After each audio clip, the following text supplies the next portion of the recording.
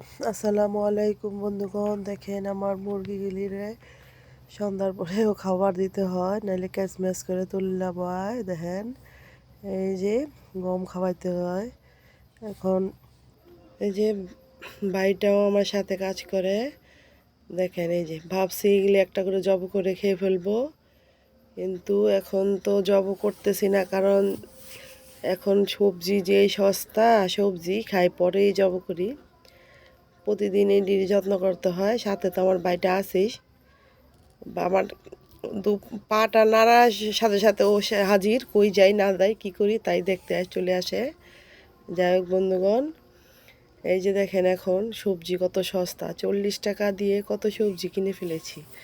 মূলা, শালগম, এই করলা, এগুলি আমার কত দিন চলে যাবে। আমার ছেলেদের এত সবজি খেতে ভালো লাগে না, ওরা সবজি কম খায়, ওদের ভর্তা টর্তা ভালো লাগে, ডিম ভালো লাগে। এই যে আলুর দম খাওয়ার জন্য কত আলু নিয়ে নিয়েছে দেখেন, এগুলি দিয়ে আলুর দম খেতে অনেক ভালো লাগে।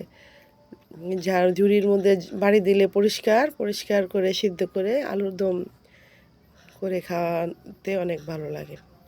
এখন শীতকালীন সবজি অনেক সস্তা হয়ে গেছে, কই থেকে কই সবজির বাজার চলে আসছে।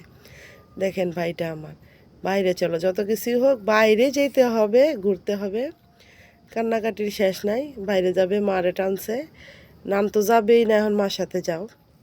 এই যে বাইরে ঠান্ডা বাতাস, এই যে কত কিছু ভুলাই টুলাই যে রাখলাম ঘরের ভিতর, রেখে খেলা টেলা দিলাম।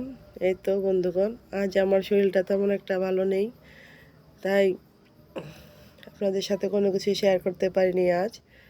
এই দেখেন এই যে ভাইটা আমার কান্নাকাটি করছে, মা তো নিয়ে যাবে না। খুদা হাফেজ বন্ধু।